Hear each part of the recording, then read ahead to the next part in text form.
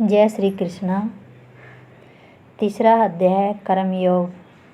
अर्जुन बोले, हे अर्जुन, यदि आपको कर्म की अपेक्षा ज्ञान श्रेष्ठ मान्य है तो फिर हे केशव मुझे भयंकर कर्म में क्यों लगाते हैं। आप मिले हुए वचनों से मेरी बुद्धि को मानो मोहित कर रहे हैं, इसलिए उस एक बात को निश्चित करके कहिए जिससे मैं कल्याण को प्राप्त हो जाऊं।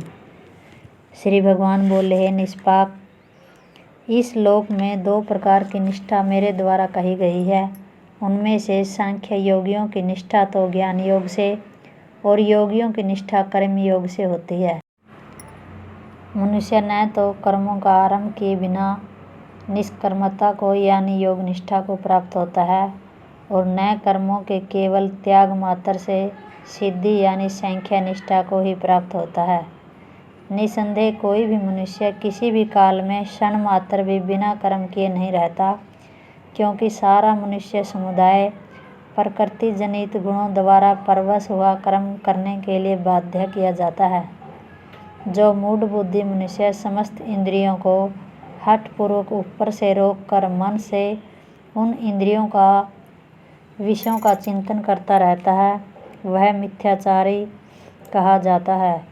किंतु हे अर्जुन, जो मनुष्य मन से इंद्रियों को वश में करके अनासक्त हुआ समस्त इंद्रियों द्वारा कर्म योग का आचरण करता है, वही श्रेष्ठ है। तू शास्त्रविहित कर्तव्य कर्म कर, क्योंकि कर्म न करने की अपेक्षा कर्म करना श्रेष्ठ है तथा कर्म न करने से तेरा शरीर निर्वाह भी सिद्ध नहीं होगा। यज्ञ के निमित्त किए जाने वाले कर्मों के अतिरिक्त दूसरे कर्मों में लगा हुआ ही यह मनुष्य समुदाय कर्मों से बंधता है। इसीलिए हे अर्जुन, तू आसक्ति से रहित होकर उस यज्ञ के निमित्त ही भली भांति कर्तव्य कर्म कर। प्रजापति ब्रह्मा ने कल्प के आदि में यज्ञ सहित प्रजाओं को रचकर उनसे कहा कि तुम लोग इस यज्ञ के द्वारा वृद्धि को प्राप्त हो और यह यज्ञ तुम लोगों को इच्छित भोग प्रदान करने वाला हो।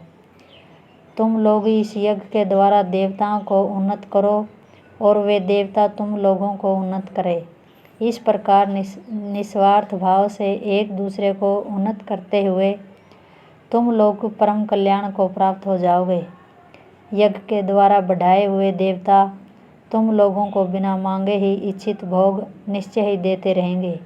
इस प्रकार उन देवताओं के द्वारा दिए हुए भोगों को जो पुरुष उनको बिना दिए स्वयं भोगता है, वह चोर ही है।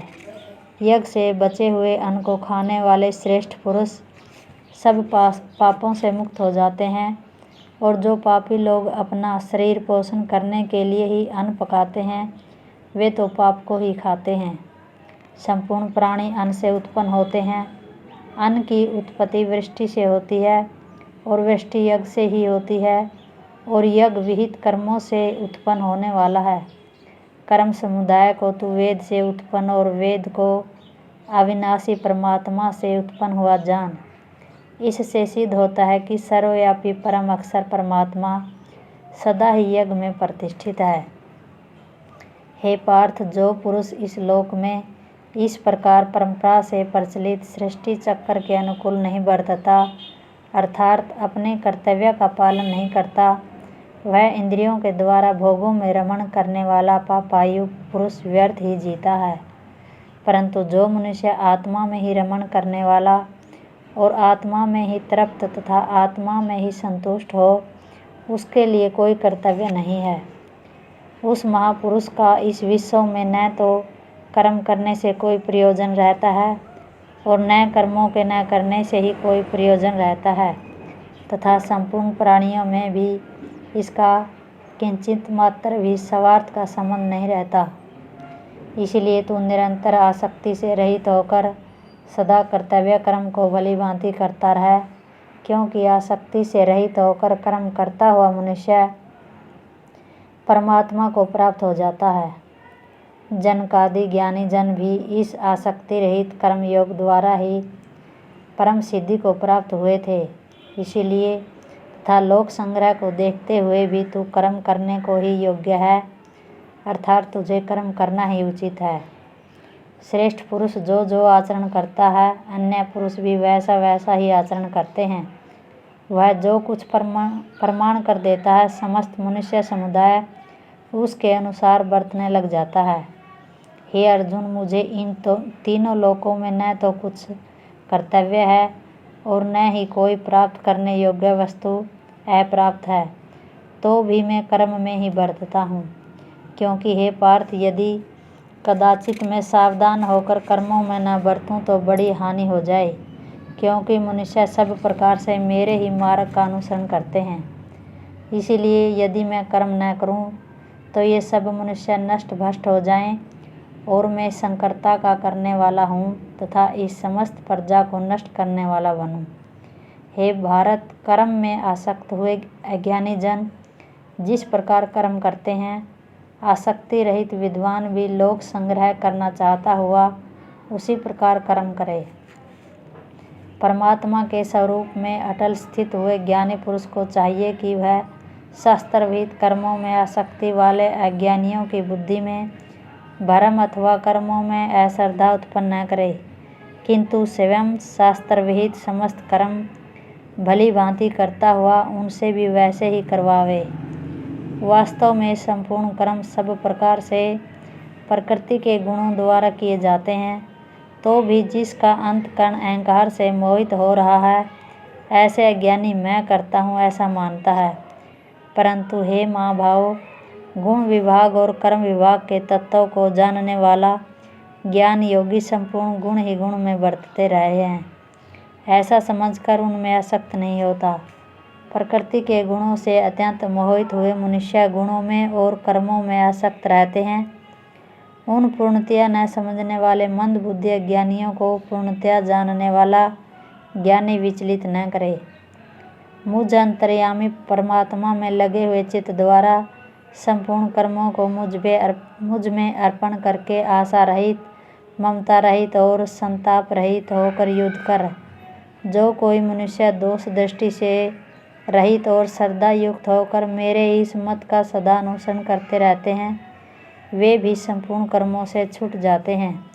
परंतु जो मनुष्य मुझ में दोषारोपण करते हुए मेरे इस मत के अनुसार नहीं चलते हैं, उन मूर्खों को तो संपूर्ण ज्ञानों में मोहित और नष्ट हुए ही समझ। सभी प्राणी प्रकृति को प्राप्त होते हैं, अर्थात अपने स्वभाव के परवश हुए कर्म करते हैं। ज्ञानी जन भी अपनी प्रकृति के अनुसार चेष्टा करता है, फिर उसमें किसी का हट क्या करेगा। इंद्रिय के अर्थ में अर्थात प्रत्येक इंद्रिय के विषय में राग और द्वेष छिपे हुए स्थित हैं। मनुष्य को उन दोनों के वश में नहीं होना चाहिए, क्योंकि वे दोनों ही इसके कल्याण मार्ग में विघ्न करने वाले महान शत्रु हैं। अच्छी प्रकार आचरण में लाए हुए दूसरे के धर्म से गुण रहित भी अपना धर्म अति उत्तम है। अपने धर्म में तो मरना भी कल्याणकारक है और दूसरे का धर्म भय को देने वाला है। अर्जुन बोले, हे कृष्ण, तो फिर यह मनुष्य समय न चाहता हुआ भी बलात् लगाए हुए की भांति किससे प्रेरित होकर पाप का आचरण करता है। श्री भगवान बोले, रजोगुण से उत्पन्न हुआ यह काम ही क्रोध है। यह बहुत खाने वाला अर्थात भोगों से कभी न अघाने वाला और बड़ा पापी है। इसको ही तो इस विषय में बैरी जान। जिस प्रकार धुएं से अग्नि और मैल से दर्पण ढका रहता है तथा जिस प्रकार जेर से गर्भ ढका रहता है, वैसे ही उस काम के द्वारा यह ज्ञान ढका रहता है। और हे अर्जुन, इस अग्नि के समान कभी न पूर्ण होने वाले कामरूप ज्ञानियों के नित्य वैरी के द्वारा मनुष्य का ज्ञान ढका हुआ है। इंद्रिया, मन और बुद्धि ये सभी इसके वासस्थान कहे जाते हैं। यह काम इन मन, बुद्धि और इंद्रियों के द्वारा ही ज्ञान को आच्छादित करके जीवात्मा को मोहित करता है। इसलिए हे अर्जुन, तू पहले इंद्रियों को वश में करके इस ज्ञान और विज्ञान का नाश करने वाले महान पापी काम को अवश्य ही बलपूर्वक मार डाल।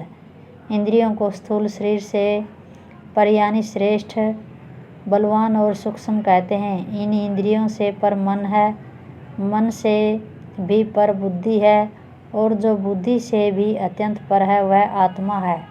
इस प्रकार बुद्धि से पर अर्थात सूक्ष्म, बलवान और अत्यंत श्रेष्ठ आत्मा को जानकर और बुद्धि के द्वारा मन को वश में करके, हे महाभाव, तू इस काम रूप दुर्जय शत्रु को मार डाल। जय श्री कृष्ण।